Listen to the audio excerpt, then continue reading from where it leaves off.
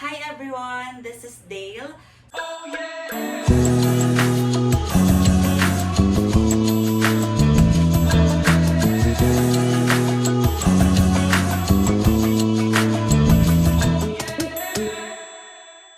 So, na-miss ko mag-sit down vlog because the last time that I did such vlog na yung ganito, yung nakaupo lang ako, hindi nag-travel, hindi aligaga, was nearly 4 years ago when I did the TMI challenge. So, usually, sa channel ko, nakikita niyo puro mga fan meet, convention, mga concert, and usually mga travel ko no, with my family, solo travels, or with friends.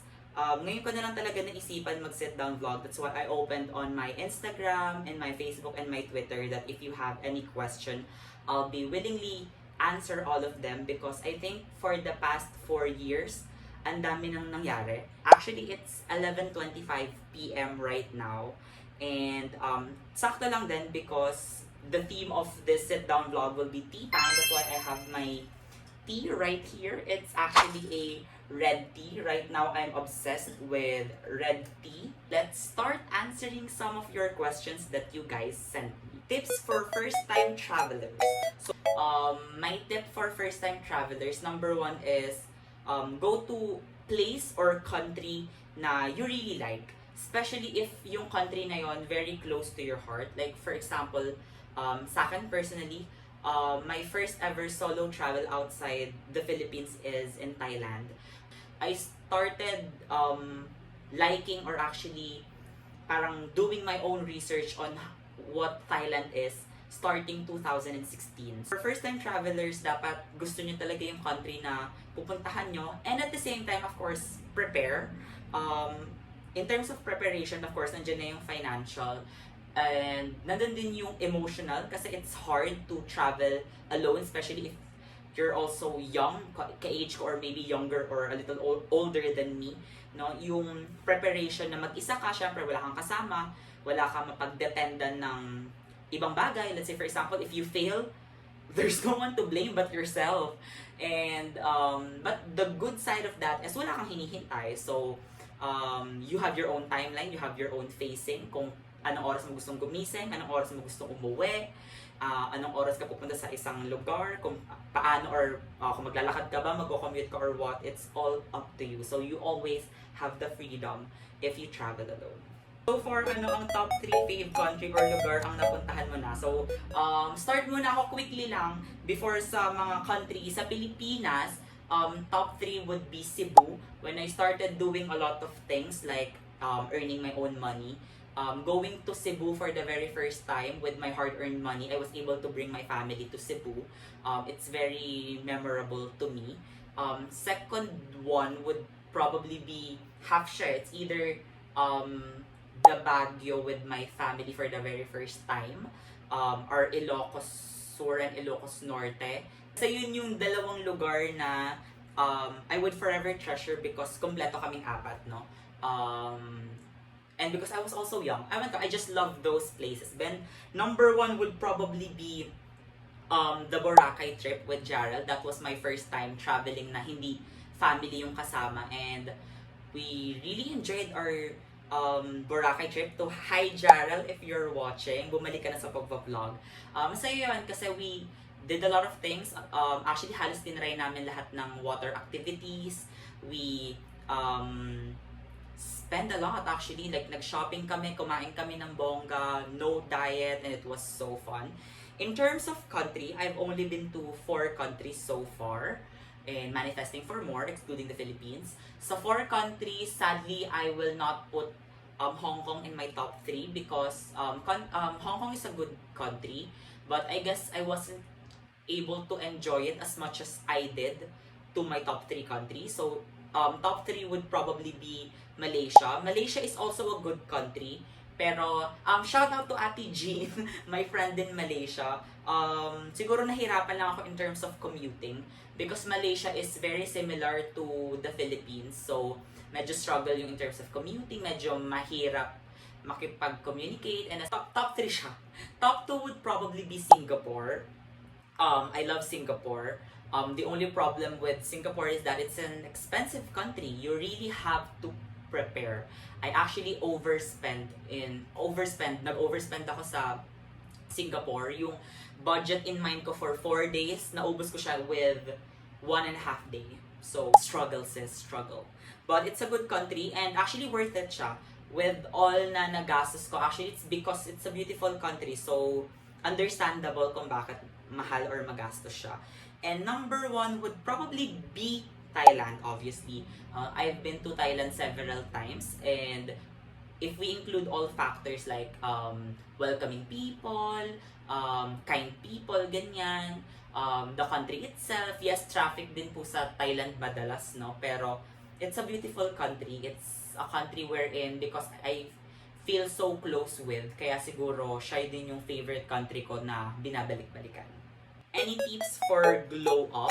So, in terms of glow up, marami namang bagay to achieve certain skin na dinedesire natin, no?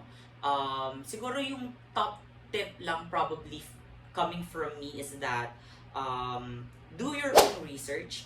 There are certain, I guess, chemicals or ingredients na pwedeng hindi kayo hiyang. Try to explore on a certain brand na hiyang na kayo. Let's say, for example, ako, when I started using Hyaloo, the Hyaloo brand, hiyang ako doon. So, I started using their facial wash. Then, nag-explore ako using their toner, their sunscreen, their moisturizer, and hiyang ako sa lahat. As well as when I transition using Apple Tech. But right now, in my table, what I can share to you is Derma Republic.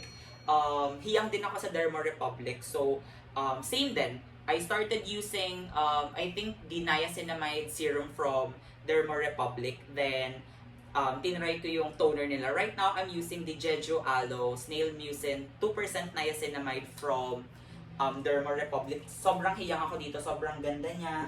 And I'm also using the 10% niacinamide serum from Derma Republic. I used to use their 5% variant. So if medyo matapang sa inyo yung 10%, what's good about Derma Republic is that they have an option for you to use yung mga mas milder option nila, which is the 5%. And hiyang din ako using retinol, no? I only use retinol twice a week, every night lang. So, gumamit ako kahapon, so hindi ako gumamit tonight. This one is a 2.5% retinol. They also have an option for 1%. So, if 2.5% is a little too much for you, you can opt to choose or opt to use yung 1%. What's your super duper favorite song at the moment or ATM? At the top of my mind, I think I have 3. Number 1, Birds of a Feather by Billie Eilish. Number 2, probably Casual by Chappell Roan. Number 3, EXO by Enhypen. Awan ko, sobrang bet na bet ko lang yung EXO by Enhypen right now. When magjojowa? Yan din yung tanong ko sa sarili ko. When nga ba magjojowa? Sure. Hindi ko rin alam kung when magjojowa, but if you'll ask me now, I'm open to the idea. Compared to probably Dale 5 years ago or 3 years ago or even 2 years ago, I would probably say na wala pa talaga sa mind ko yan. But being 21, I guess you meet a lot of people and makakakilala ka rin ng certain people with certain personality and attitude na marirealize mo na parang, yung ganitong tao or yung ganitong tao na may ganitong certain personality, parang ganun yung gusto ko or parang that certain attitude turns me on. So, ngayon, naiisip-isip ko na siya but I'm not entertaining anyone right now. So, hindi ko siya lang. Wala akong matanong, miss lang kita. Miss na rin kita. So, nag-send na to, miss na rin kita. Siguro, ang hirap no kapag 4th year or 3rd year kayong magkakaibigan, nag-OJT, nag-internship, wala talagang time para magkita-kita. So, ang hirap, but I just know na soon, when we all graduate, hopefully, sana pag nakagraduate, mas magkaroon na ng time together. Pero, I don't wanna sound pessimistic, pero naisip ko kasi pag graduate na tayong lahat, mas magiging busy na because of work. But I really hope na once we all graduate, na yung kami tayong magkakaibigan, kilala nyo na yung mga sarili nyo, sana mas magkaroon na tayo ng time to bond, to travel together, or kahit mag-coffee shop together. Is mango sticky rice worth the hype? It's worth trying. If you'll ask me honestly, you should try mango sticky rice. You can try to recreate the recipe. But if you'll be in Thailand, of course, it's a must try, no? Especially if you'll be traveling with me for the first time or what. Definitely, try natin mag mango sticky rice. Mango sticky rice naman, mura lang naman siya. Like in Thailand, no? It depends din kasi kung saang place ka siya, kung saang place ka bibili ng mango sticky rice. Pero relatively cheap lang naman siya. It's worth trying. I'm not just sure if worth the hype yung correct term. If yun lang yung main reason or main purpose mo why you're going to Thailand, there's a lot more things that you should consider why you wanna go to Thailand, because maraming bagay na pwedeng i-expect, expect the unexpected when you're in Thailand. What makes you happy, Budale? Yan. From the Budale itself, this one is coming from someone in the church, no, ka-churchmate, kasi sila lang naman tumatawag sa akin ng Budale. A lot of things makes me happy. Going to church makes me happy. No kaplastikan, no.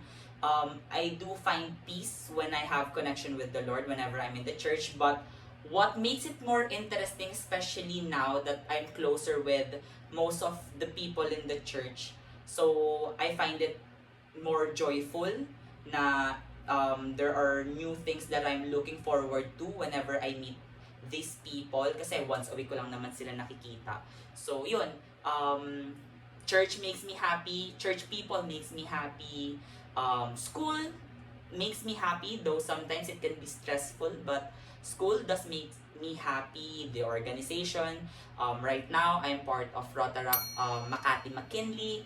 It makes me happy helping the organization and helping other people, especially the less fortunate ones. Doing works like whatever I do, yung production, hosting, it makes me happy. Traveling makes me happy. Cooking, baking makes me happy. A lot of things makes me happy right now. Even if may mga siguro few things that makes me sad, pero lagi siyang na-outweigh ng nagpapasaya sa akin. That's why currently I am living a happy life. Nagde-dating app ka ba? Bibigyan mo na ba ako ng manugang? So, this one, galing ito sa isa sa mga mother figure ng buhay ko, no? But this is not from my real mom. I think it's not a secret that I am starting to explore. Like early this year, I opened dating apps, no? I'm not eager, I'm not desperate, but because my age is not that young and it's not that old as well, tinry ko lang. I mean, what's in it for me, right? But with all honesty, right now, hindi po kita mabibigyan ng manugang kasi certain apps are boring. I find it slow. Nagiging parang routinal siya in a sense na parang paulit-ulit na yung conversation and all that. So, hindi ko na nagigets yung hype niya for some time. What could a best friend do that will make you cut them out of your life no matter how much you love them?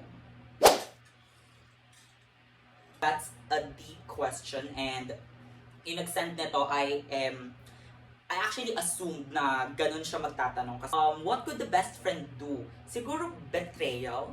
If you'll ask again 5 years ago, or like Dale na 10 years old, para sa akin betrayal na yung hindi mo ako pinili sa grouping ng project, betrayal na yon. Pero Dale now, probably if you spread rumors about me, especially if you're my best friend, tapos you know the real me, and if you spread like rumors knowing na alam mo sa sarili mong hindi ako yon, hindi ko magagawa yon, I guess that would really hurt so badly. And yeah, I would probably cut you off my life. But you know what? Best friend, or even if not best friend, naniniwala ko na there are seasonal people in our life, and there are certain people na would pass our life na pwedeng for the better or for the worse. May mga taong nandyan because kailangan mo sila, may mga taong nandyan because kailangan kanila, vice versa. And there are also people na dadaan lang sa buhay mo because they're just meant to pass by, and you just have to accept that. Not gonna judge, but why? I actually don't know who sent this one. So, I actually don't know what you mean about this one, but I have an idea, and if nagmamatch yung idea mo sa idea ko, siguro ang masasabi ko lang is that I'm in the point of my life wherein, yun nga, I may not be that young and I may not be that old yet, but whatever I'm doing right now, I'm always cautious. I know that I'm a smart person. I'm not perfect. I am bound to make mistakes and probably fail, so that I could learn. Pero I'm always cautious to the point na I'm quite selective. Alam ko yung ginagawa ko, siguro yun lang, to say the least, alam ko yung ginagawa ko. So, if you're coming from a place of concern, thank you so much. But, I also wanna assure you na whatever I do naman, I make sure na yung safety ko palagi yung number one. And, yun. I always make sure na alam ko yung ginagawa ko. Hindi ako gagawa ng isang bagay na ikapapahamak ko. And, yeah. I'm 21 turning 22 in less than 1 month. So, I think it's just right for me to explore a lot of stuff, to meet new people, to try different things, to, yeah, I'm not becoming a different person entirely. Kumbaga, there are just things na I wanna explore kasi for many years, I've been doing the same things, and I do find joy in doing the things that I'm doing right now. So, yeah, thank you. What's your ideal relationship? Relationship? Wow, ganun yung question, very keratin. My ideal relationship, again, ito, I just wanna share, up until now naman ganon, siguro in terms of that, para simple lang, gusto ko yung someone who has a balance of being family-oriented and being career-driven, because I am that kind of person. Hindi ko kayang i-neglect yung family ko, at the same time, I cannot also neglect my career. So, if you're that someone who can prioritize both and won't sacrifice any for the other, that's my ideal relationship. But of course, at the center of being career-driven and family-oriented, you should always be God-fearing. Do you miss dancing? I still do dance, like, up until now naman.